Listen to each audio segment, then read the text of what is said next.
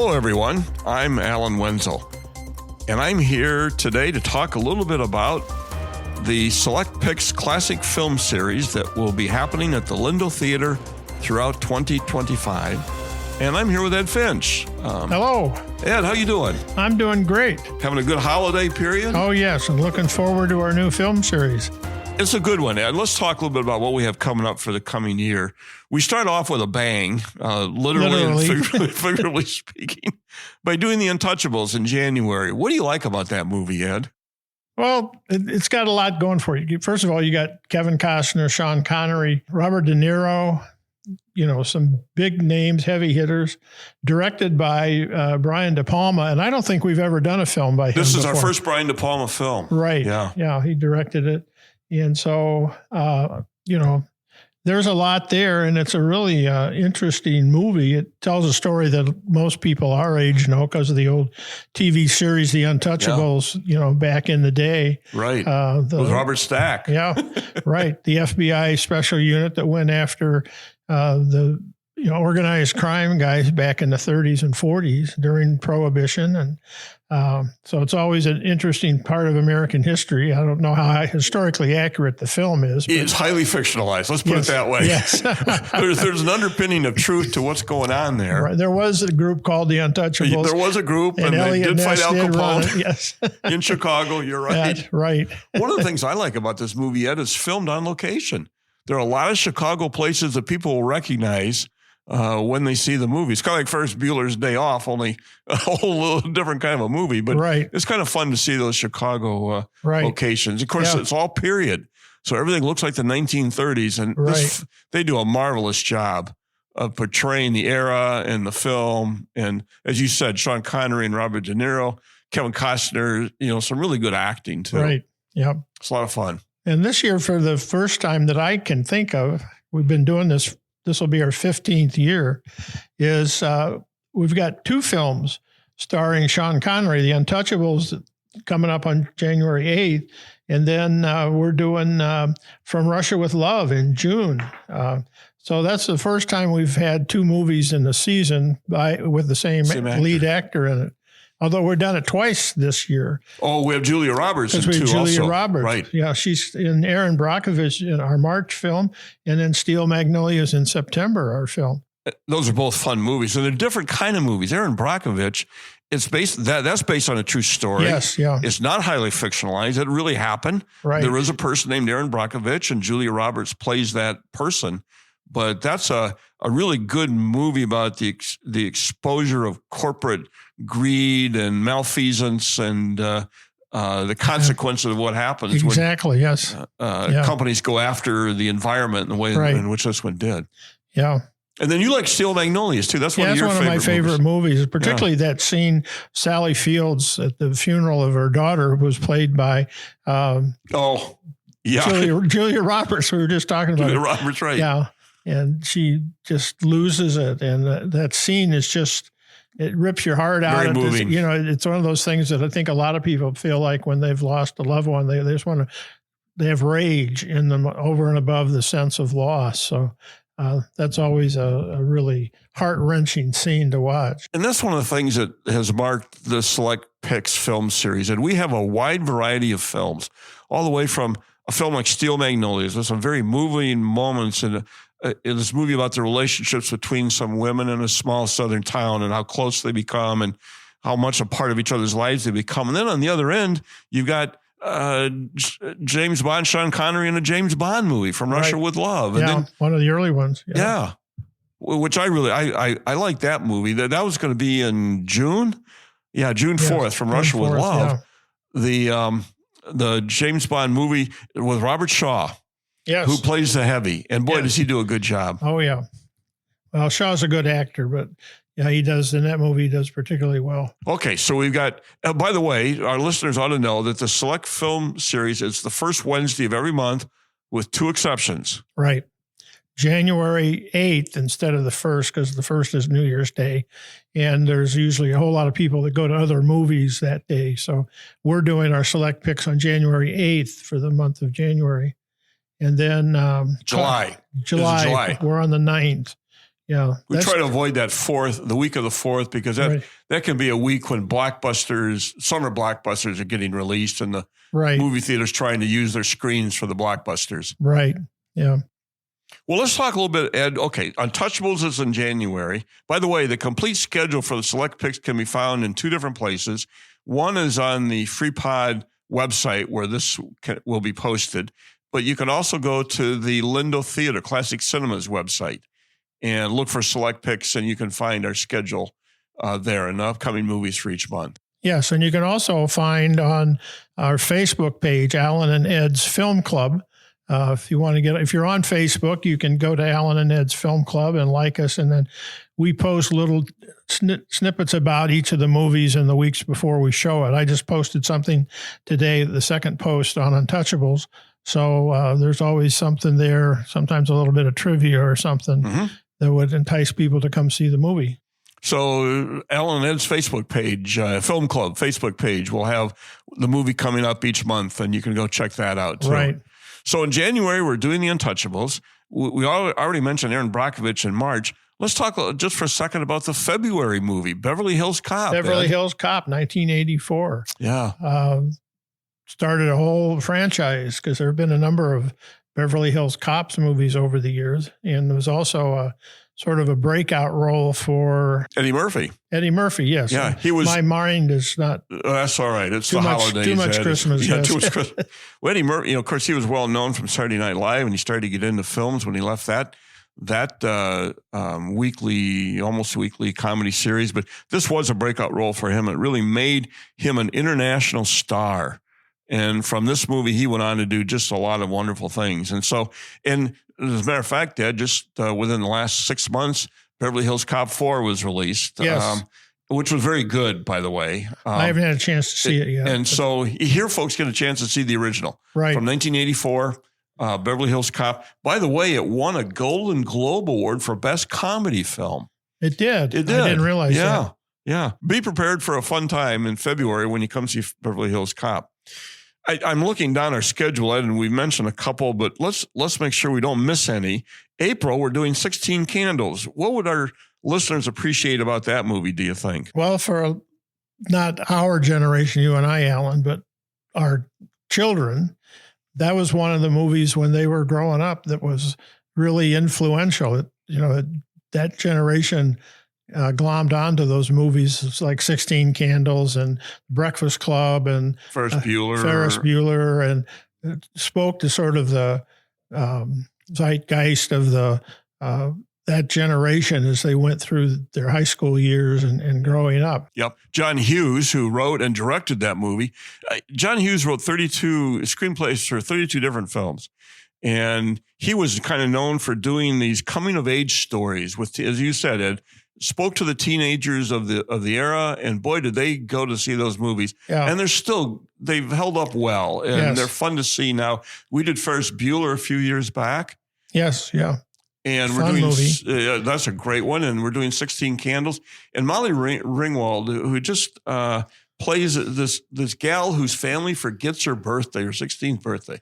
Yeah. And all that she goes through is part of the activities surrounding that forgetfulness on the part of her family. It's got some poignant moments, but it's got some funny moments. It's really well done. Yes, very much so. Looking forward to it.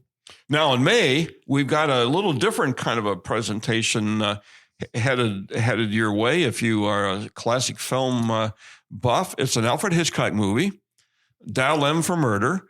And Michael Schindler, the person who books these movies for us, who does a great job, by the way, he talked us into doing a 3D version of this. So what's that going to involve, Ed? Well, we're going to be passing out those glasses to everybody that they can wear during the movie. And for those of us who grew up back in the day when that was a real promotional thing to get people in the movie theaters, it'll be kind of a reminiscent thing. Kind of nostalgic. Right, yeah. And getting to watch an Alfred Hitchcock movie that's, His movies are always thrillers. And this one has Grace Kelly in it, and Ray Milland. Right, yeah. One of his favorite actors, Hitchcock's favorite actresses, Grace Kelly. Right. And then you get to wear the 3D glasses too. So, man, what a deal. It's going to be a fun time. Get your box of popcorn and something to drink, and you're all set. Yep. And that's going to be in May 7th, early May. Yep. Dial M for Murder. Put it on your calendar, 3D. Now, we talked just a little bit about From Russia with Love. That's going to happen in June. Anything else we need to say about From Russia with Love, other than we've tried to do a Bond movie every year? Correct. Recently. Yep. Yes. And this one was the second Bond movie, I believe. Yeah. It's from 1963. Right. So it's one of the earliest ones. It was right after Dr. No and right before Goldfinger. Okay. So it's right in between those two. You know your Bond films better than I do. I just enjoy them. I'm not the intellectual side of this. Yeah, well, I'm sure series. I am either. And here's the interesting thing about that movie. They doubled the budget from Dr. No. And so they gave him $2 million to make this movie. It made $78 million, which like in today's dollars is like $350 million. Oh, yes. It just did phenomenally well. Yeah. And that whole franchise, based on the novels by Ian Fleming. I'm sorry. Yeah, the Broccoli family bought up all those rights, and so they controlled, and all of these Bond movies, except for one, they've been the production people on it. Mm-hmm.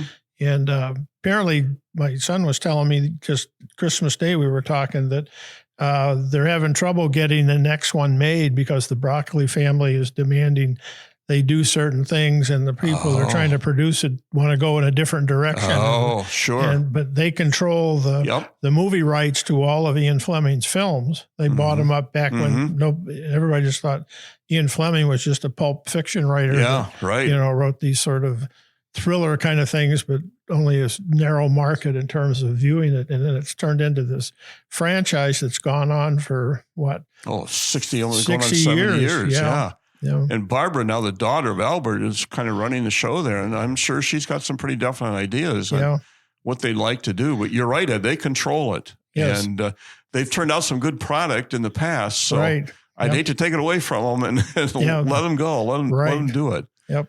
Interestingly enough, there's a new biography out on Ian Fleming, and there are reports about whether or not he liked Sean Connery in that role or not. Initially, he wasn't sure, but ultimately, he thought that Sean Connery was the ultimate James. He was the James Bond he had in mind when he wrote those stories.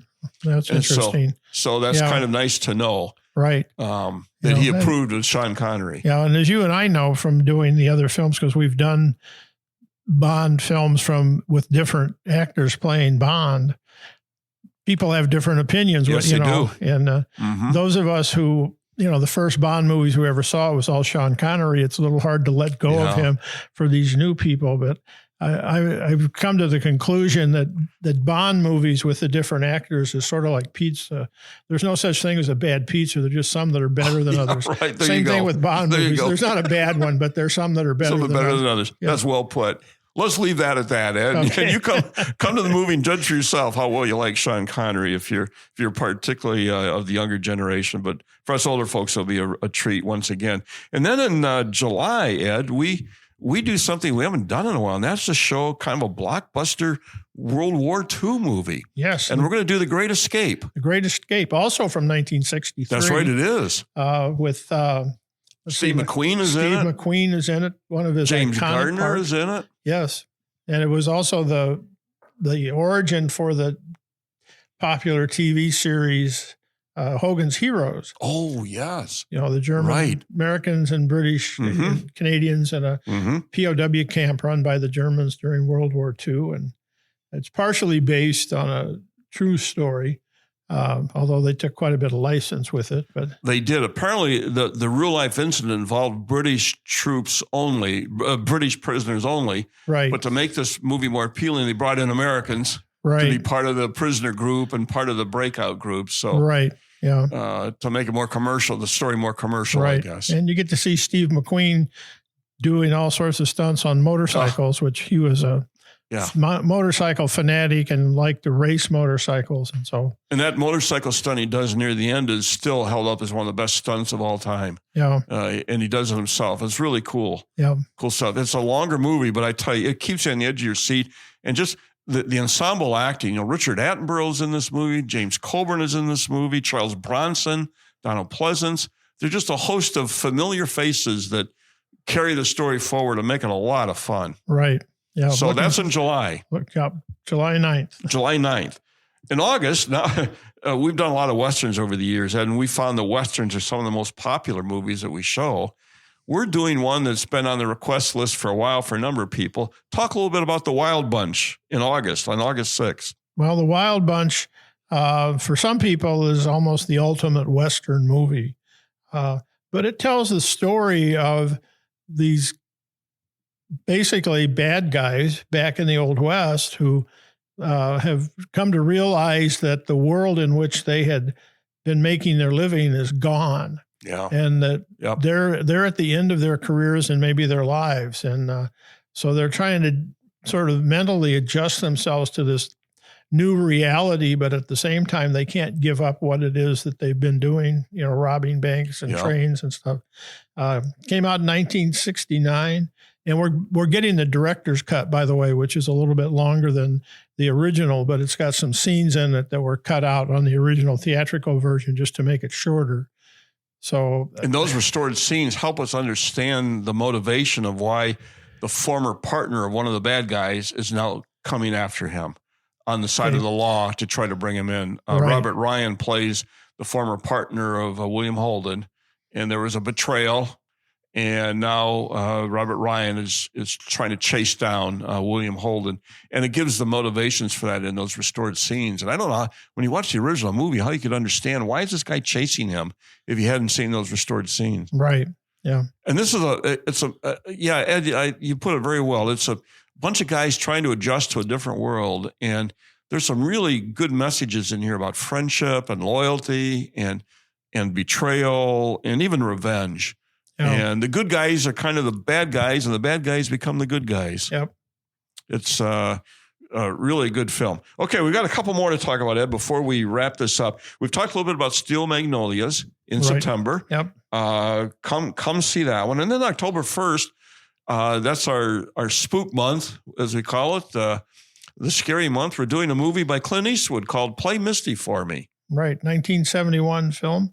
And I'll be honest with you, it's been so long since I've seen it, I'm not sure what it's about anymore. Well, that's okay. What happens when you get old. Oh, yeah. Well, this is real quickly, a movie that I saw in a packed movie theater in Oklahoma, Stillwater, Oklahoma, with a bunch of college students. It was packed, and I said, it's a scary movie. It's suspenseful. Clint Eastwood's first movie that he ever directed. It's got Donna Mills, Jessica Walter, and Clint Eastwood starring in the film. And I tell you, this movie keeps you on the edge of your seat in a little different way. It's about a radio DJ who's stalked by an admirer and all of the bad things that happen in that relationship. And it's fun to watch. I'm looking forward to it. That'll be on October 1st. October 1st, early in the month. Yep. Then on November 5th, we're doing something that we've talked about doing for a number of years, Ed. The movie Face in the Crowd with Andy Griffith. That will be one that I bet a lot of people have not seen and will be surprised when they see the movie of the character that Andy Griffith creates on screen, which is this despicable lowlife who rises to have a lot of political power and all of the consequences of his behavior as he steps on people to get ahead. Yes, it's a really interesting commentary on human behavior and particularly the manipulation of people in political areas and how somebody can trick them into believing that he's or she is a really good guy and doing stuff for him when really he detests everybody who follows him. It's got some great acting in it, and it's got a really wonderful political message to it. Yeah, Andy Griffith plays his character who on the surface looks like this nice guy, common man, appeals to everybody, but behind the scenes, he's very cynical. He has no respect for the people who are voting for him and following him. And it's quite a commentary on what people do to obtain political power. Yes. That's in November 5th, A Face on the Crowd. It's also got Lee Remick, Patricia Neal, and Walter Matthau. And I'd call that a political drama. It's a political drama. Yes. And it's a very interesting picture for those of you who like that kind of story. I'd highly recommend it. Okay, Ed, it's time, the last one, our time for our non-Christmas movie in December. December 3rd. Yes, The Thin Man. We're going back to 1934. Now, last year we did a movie from the 30s, The Bride of Frankenstein, or that I would guess was actually in the 40s. But it's been a while since we've gone back this far. Mm-hmm. But The Thin Man is the first movie in a franchise of Thin Man movies about this couple that they seem to spend most of their time drinking, but they get involved in solving murders and stuff. And anybody who's never seen the movies but knows the name, it'll probably be because if you do crossword puzzles, their dog's name is Asta. That's right. Which appears in crossword puzzles. Numerous crossword puzzles, yes. Right. And so for the dog lovers out there, you got to come see this one because the dog plays an important role in the movie. Yes. Always. Yes. So, Asta. Yes. And that movie stars William Powell and Myrna Loy as Nick and Nora Charles. Yes. A married couple who likes to solve crimes. Yes. And sometimes to the chagrin of Nora, right. Her husband gets involved in all these complex murder cases. Yes.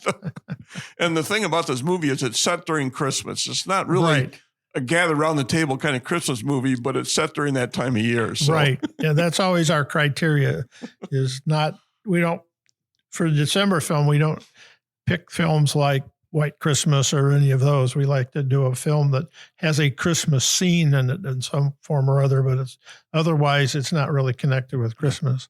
Yeah, just to give us a break from all the Hallmark movies. Right. I'm not going to say anything because I said that when we did our movie in December, and some lady cornered me after chewed me out because she liked Hallmark movies. Liked Hallmark movies. Well, there you go, Ed. So no derogatory comments about the Hallmark back to your movies. pizza comment. Everybody likes pizza, just different varieties and different toppings, I guess. Right. So, so that's the lineup, and so I hope our listeners are going to be able to attend and show up to the select picks from the Lindo Theater on Chicago Street here in downtown Freeport. One a month, the first Wednesday of every month. We have two showings, 1 p.m. and 7 p.m., except for January. It'll be the 8th, and in July, it'll be the 9th. Correct. So check it out. And Ed, run down the complete list of movies for us. Untouchables in January 8th, Beverly Hills Cop on February 5th, Aaron Brockovich on March 5th, 16 Candles, April 2nd, Dial M for Murder with 3D Glasses on May 7th, From Russia with Love, June 4th, July 9th is The Great Escape, August 6th is The Wild Bunch, September 3rd is Steel Magnolias, October 1st, Play Misty for Me, November 5th, The Face in the Crowd, and then we wind up the season December 3rd with The Thin Man. Great lineup.